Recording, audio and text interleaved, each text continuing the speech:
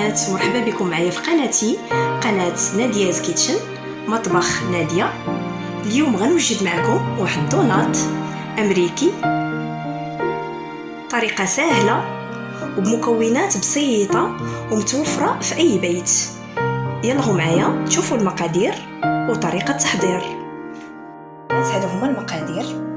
غنحتاجو 2 كيسان ونص ديال طحين الفورس من النوعية الجيدة، وغنحتاجو بيضه نكونوا خرجناها من الثلاجه تكونش بارده، وغنحتاجو 2 معالق كبار ديال سنيده، وغنحتاجو معلقه كبيره ديال الخميره،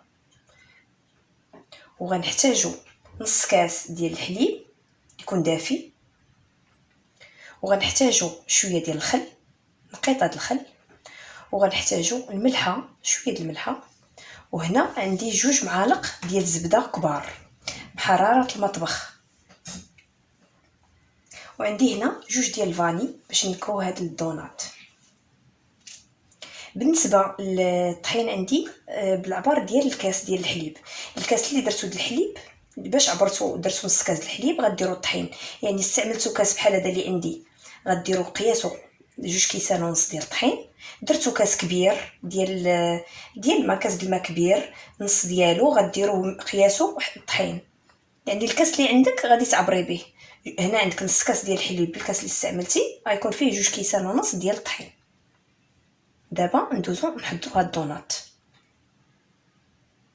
بنات غنبداو نحضروا العجين ديالنا. غنحطوا الطحين في العجان كهربائي، واللي ما عندهاش العجانه تخدمها بيديها.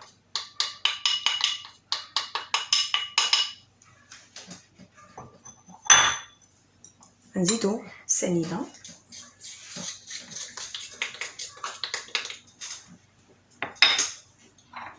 الخميره، والمليحه،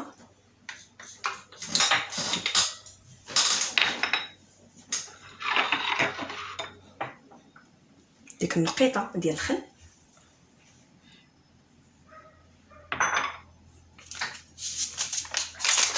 فاني،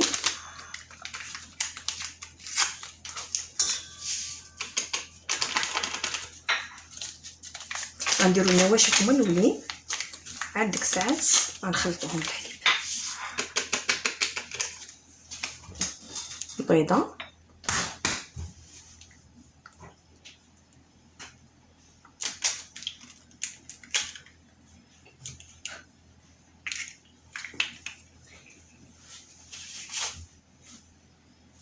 البيضه ديالنا،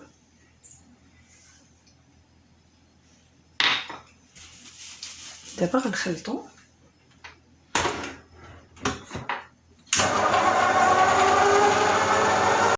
دابا غنزيدو الحليب،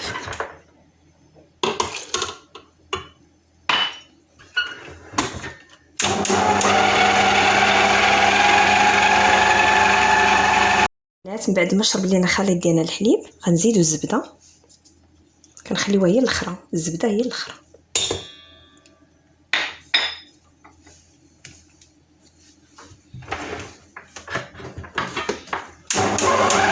كنخلطوه، ودابا البنات كنخليو الخليط كيستمر، نخليو العجانه كتعجن لينا داك الخليط حتى كتكون لينا واحد العجينه متماسكه ورطبه، عاد غادي نخدموا بها. ودابا البنات من بعد ما تعجنات لينا العجين ديالنا خصها تكون بحال هكا، تكون رطبه وكتلاصق شويه في اليدين، خصها تكون بحال هكا بهذا السمك هذا، تكون رطبه وهشيشه وكتلصق شويه في اليدين، تكون رطبه. سنحصلوا على هذا العجين. دابا البنات من حيدنا العجين ديالنا من الخلاط الكهربائي درناه في هذا اللوبول، وغنخليوها تخمر لينا واحد ساعتين عاد نخدموا بها. غنغطيوها بالسلوفان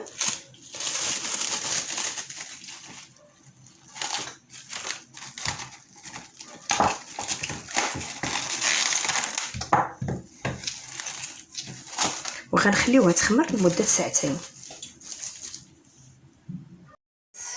نشوفوا العجين ديالنا واش اختمر.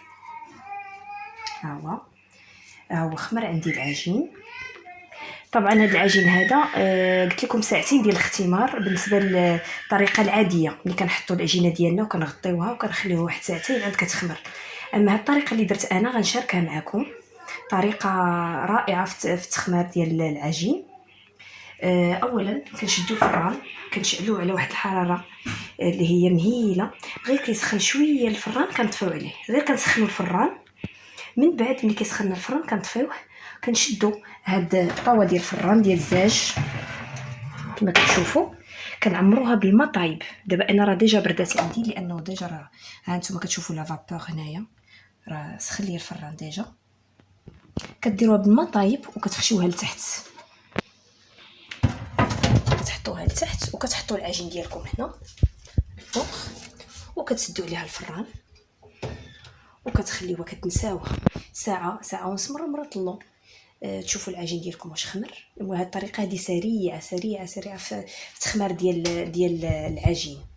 هانتوما ليميديتي دليل انه داك لا فابور ديال الماء سخون عطات داك الاختمار داك العجين. دابا غنبداو ان شاء الله. البنات غنحاولوا نخرجوا داك الهواء اللي كيكون في العجينه ملي كتكون خامره.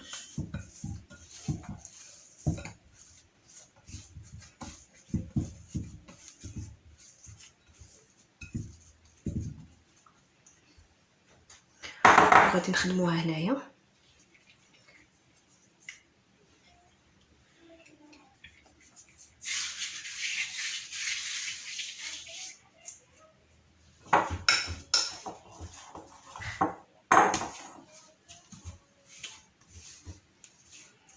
نتوما كتشوفوا العجينه راه رطبه، تقدروا تشكلوها كيف ما بغيتو.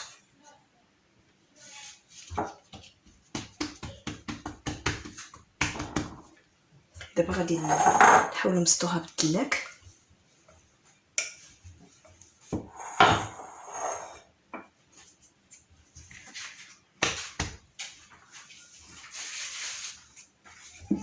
راه هي العجينه ملي غادي ندلكوها بالدلاك نحاولوا اننا نخليوها شويه غليظه، ما نديروهاش رقيقه بزاف. هادو ديال الدونات ما كتبغيش تكون رقيقه.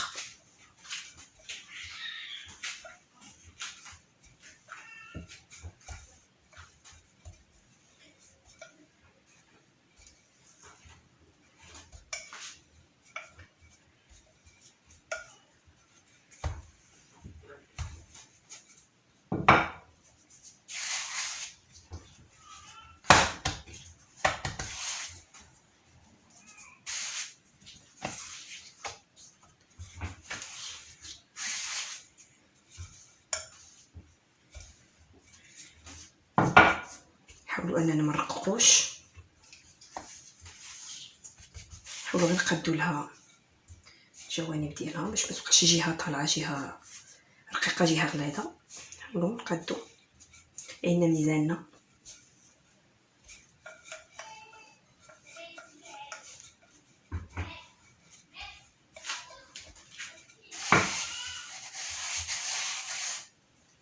هانتوما كتشوفوا هذا هو السمك ديالها، خاصها تكون شويه غليظه، ماشي غليظه بزاف ماشي رقيقه عاوتاني.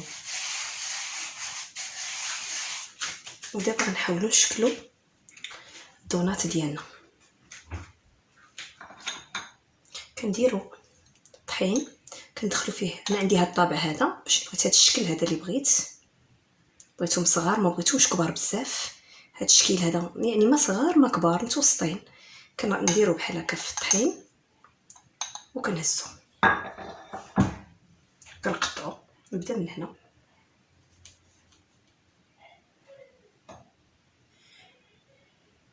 نحاول انني ندير دائره.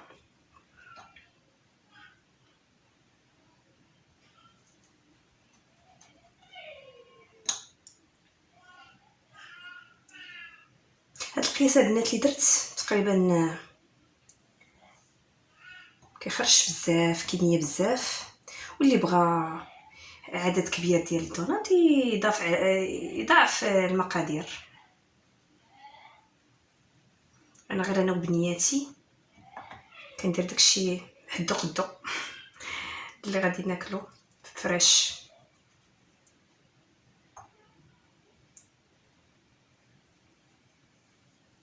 نتوما البنات خرجت لي تقريبا 1 2 3 4 5 6 7 ديال الدوناطات. وهاد العجين اللي عندنا هنا راه باقي نجمعوها ونشكلوا بها عاوتاني عجين اخر ونصوبوا بها لي دونات. كاين المهم كل واحد على حسب، غير هي العجينه ملي كنجمعوها نخليوها شويه ترطاب عاد عاوتاني ندلكوها ونطبعوا باش نشكلوا داك الثقب اللي لداخل باش كتعطينا الشكل ديال الدونات. انا عندي واحد الغلاقه ديال سيدي علي هي اللي غتنفعني، اللي عنده داك الطابع اللي هو بهذا الحجم ديال هذه الغلاقه ديال سيدي علي قطع به. انا ما عنديش هاد الساعه ندير هاد الغلاقات سيدي علي راه غتجيني هي هذيك. نحاول نقطعو هكا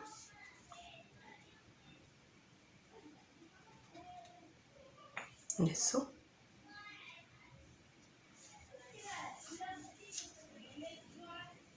وهاد العجين اللي كاين لداخل اللي كيتحيد، كاين الناس اللي كيقليو كيديروه حتى هو على شكل صغير، دونات صغيور. تقدروا تقليوه هكاك، تقدروا تجمعوه مع العجين اللي كيبقى وتشكلوا به داك العجين اللي قلت لكم، وتعاودوا ثاني ديروا دونات اخر.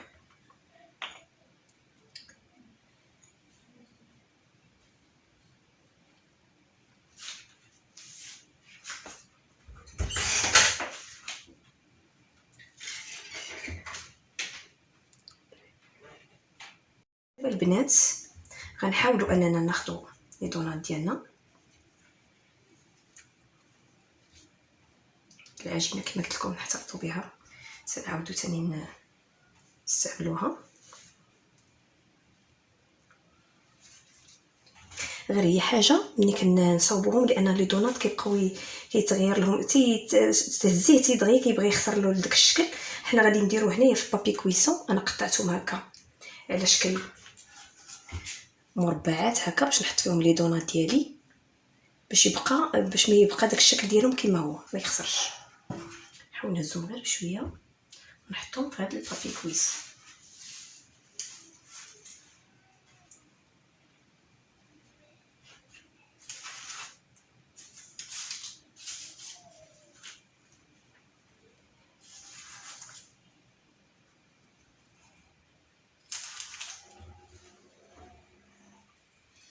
دابا البنات ملي استفنا لي دونات ديالنا في هذا البابي كويسون، دابا غنخليوهم يخمروا واحد نص ساعه، ومن بعد نص ساعه ديك الساعات غنقليوهم. غير بالنسبه لهذا نعتمدوا نفس الطريقه اللي درنا الفران في التخمار ديال الدونات. البنات حنا خرجنا الدونات ديالنا من الفران من بعد ما خمروا من بعد نص ساعه. دابا غنقليوهم. دابا البنات غنبداو نقليو في الدونات ديالنا، غنهزوهم بحال هكا بالبابي كويسون غنحطوهم في المقله. طبعا هاد المقله هادي ديجا رانا دايره فيها الزيت وسخنتها مزيان، سخنات مزيان. عاد حطيت فيها لي دونات ديالي ونقصت عليها. من بعد ما سخنات ليا الزيت مزيان نقص على العافيه، درتها النار مهيله، درتها بالبابي كويسون. كنحاولوا نديرو بحال هكا باش نفخو لينا لي دونات ديالنا.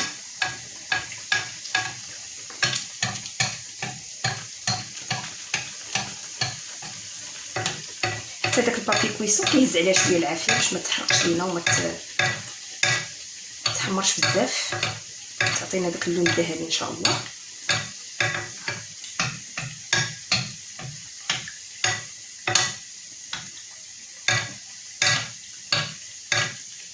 دابا غنبداو نحيدو بابي كويسون.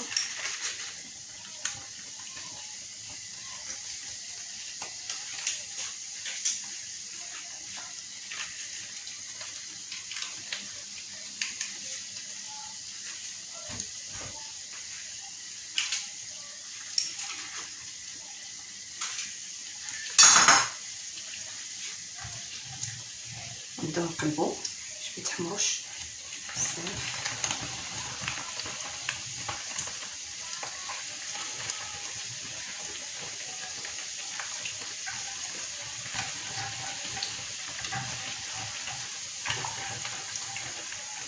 نحاولوا ندورهم بحال هكا باش تدخلهم الزيت مزيان. هما من الداخل راه تيكونوا ناشفين، راه غير بغينا باش تدخلهم فيها مزيان تحمروا لينا ياخذوا داك الشكل الذهبي.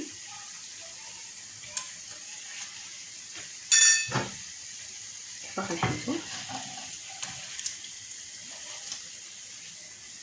طبعا عندي هنايا واحد لاصيات اللي هي درت فيها ورق المطبخ باش يشرب لينا داك الزيت اللي كتكون في القلي ديال هذا الزيت.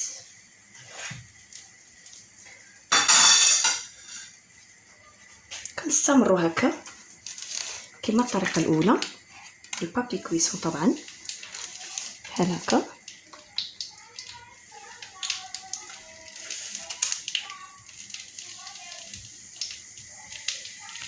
دابا البنات هذا هو الشكل ديال الدونات ديالنا منين قليناهم. خليناهم خداو داك اللون الذهبي. دابا غندوزو باش نزينوهم. دابا البنات غندوزو المرحله ديال التزيين. قلنا من بعد ما قلينا الدونات هادشي اللي غنحتاجو ان شاء الله للتزيين. عندنا الفيرميسيل بونبون فيرميسيل. انا اختاريت هاد اللوينات راه فيهم بزاف ديال اللوينات، كاين في المارون كاين في فيرميسيل في الابيض، كاين بزاف لي كولور. انا عجبوني هاد لي كولور على ود الوليدات كيبغيو هذوك اللوينات اللي مبهجين. اختاريت هاد النوع هذا ديال لو كور. اختاريت هاد العقيقات اللي باللوينات. انا كنحاول نلعب على اللوينات لان عرفتوا الدراري الصغار كيبغيو داك اللوينات المبهجين. اختاريت هاد اللوينات هاد العقيقات هادو في لو غوز بيبي. اختاريت هاد اللون في البلو سيال. علاش اختاريت الغوز والبلو سيال؟ لانه الغوز كيبغيو البنيتات ولو بلو راه عرفتي الولاد كيبغيو البلو سيال. المهم تلعبوا بالالوان كيف ما بغينا. طبعا نتوما عندكم اختيار، كل واحد على ذوقه يختار لي بونبون اللي بغا ولي كولور اللي بغا. هاد لي بونبون طبعا غادي يكونوا مع الشوكولا. شوكولا عندي شوكولا بلون وعندي شوكولا نوار. بالنسبه للشوكولا بلون درت ليها انا دو كولور، دخلت فيها دو كولور بالملون الغذائي. درت هنا لا كولور اللي هي بلو سيال اللي غتجيني مع هاد العقيق هذا البلو سيال، واختاريت اللون اللي هو الغوز بيبي اللي غيجيني مع هاد العقيقات اللي هما غوز بيبي. طبعا نتوما تلعبوا كيف ما بغيتو. دابا نبداو ان شاء الله في التزيين. بنات غنبداو التزيين. كناخذوا الدونات تنغطسوها هكا في الشوكولا مزيان، من بعد كنقطروها هكا تنحطوها هنايا.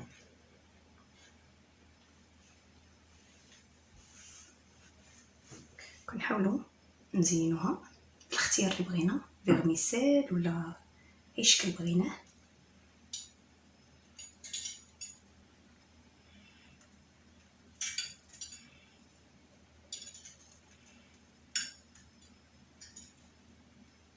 انا درت هاد الشبيكه هادي باش يقطر اي حاجه شوكولا ولا لي بونبون يبقاو لتحت.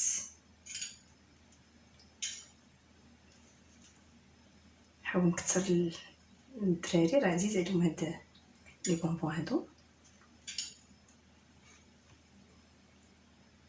وكيجي حتى عاطي واحد الشكل زوين ومنظر زوين.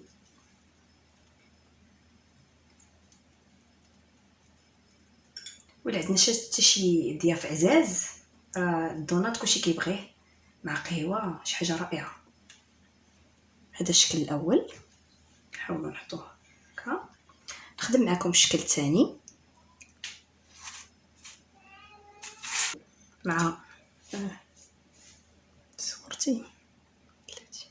البنات غنشوفوا هاد الشوكولا غوز غنغمسوا الدوناطه كما كنديروا ديما، نهزوها. حاولوا تاكدوا بان الشوكولا شدات فيها مزيان. نهزوا الدوناطه بشويه ونحطوه هنا كيف ما كتشوفوا. ونختاروا لها شي لوين بحال هاد العقيقه هذا.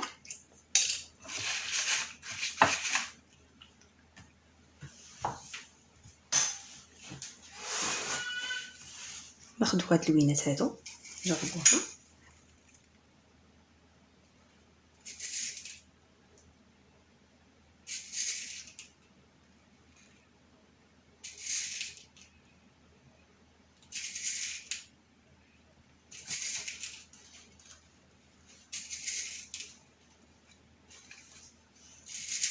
كيف ما قلنا هاد الشيء عزيز على الدراري وحتى الكبار، ما تيكرهوش يشوفوا بنادر زوين قدامهم وشي حاجه بنينه.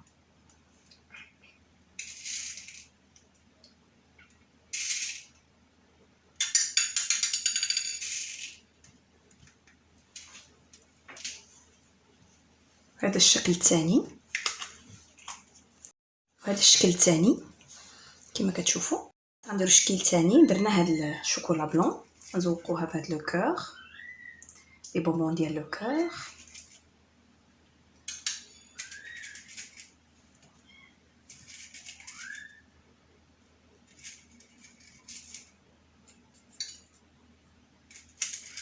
هاد لي بونبون البنات راهم ما غاليينش، بالنسبه لهاد لابواط صغيره 5 دراهم، يعني غلا على مسكين. متناول الجميع. حتى المقادير ديال الدونات اللي خدمت معكم راكم شفتوا، متناول الجميع. مقادير اللي هي سهله وبسيطه وموجوده.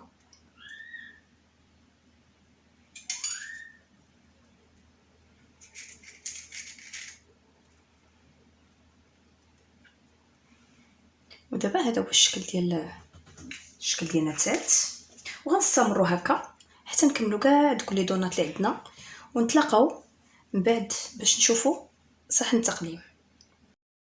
ودابا البنات ملي سالينا التزيين ديال الدونات ديالنا، هذا هو الشكل النهائي ديالو. كنتمنى يعجبكم وتجربوهم وتردوا عليا في تعليقاتكم. دابا نقول لكم بسلامه وتنشوفكم فيديو جديد ان شاء الله.